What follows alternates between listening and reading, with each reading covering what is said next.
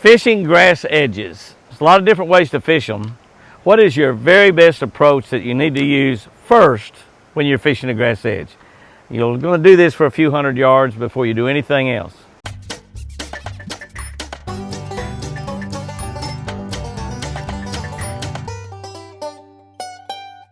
Good morning, guys and girls. March 12, windy March. March comes in like a lion, goes out like a lamb. That's what I've heard all my life, but I know one thing.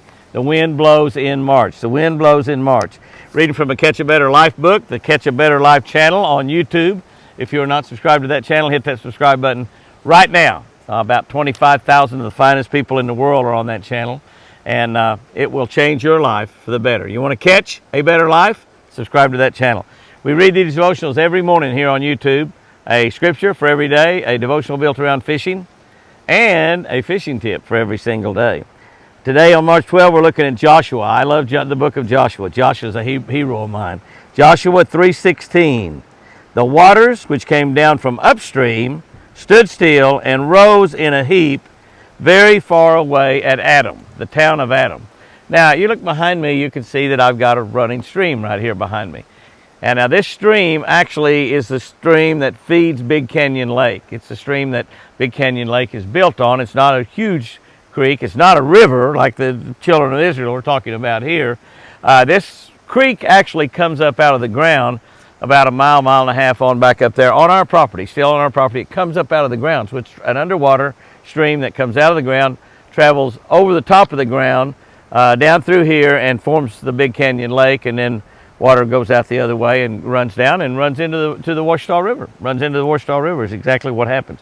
But can you imagine, you think about it, water up there, maybe maybe clear up there where it comes out of the ground, stopping and standing up and creating a big heap. The water just keeps coming. Water's running pretty fair down there right now.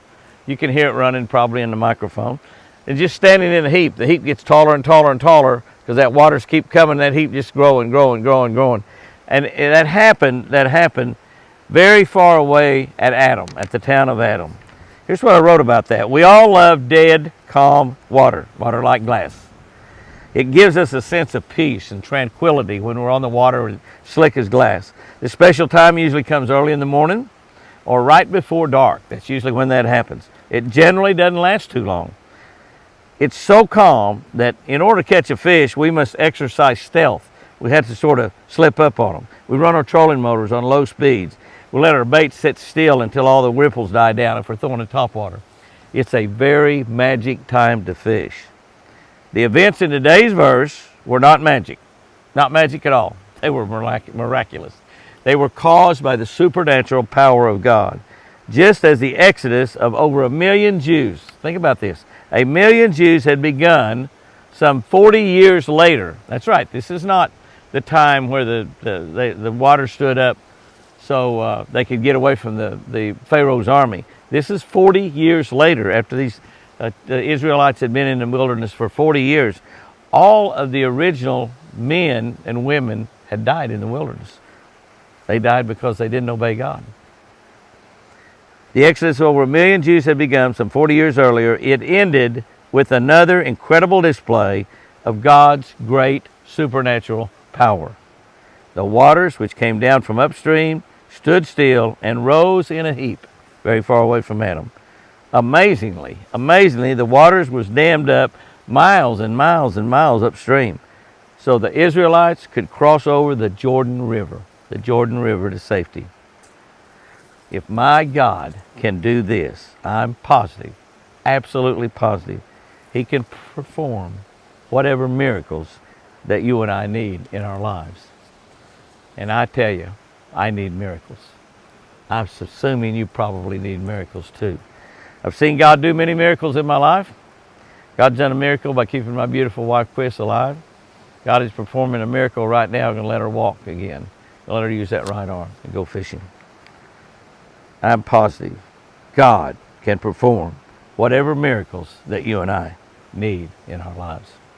Here's our tip for today on grass edges. When you're fishing the grass edges, this is grass that you can see.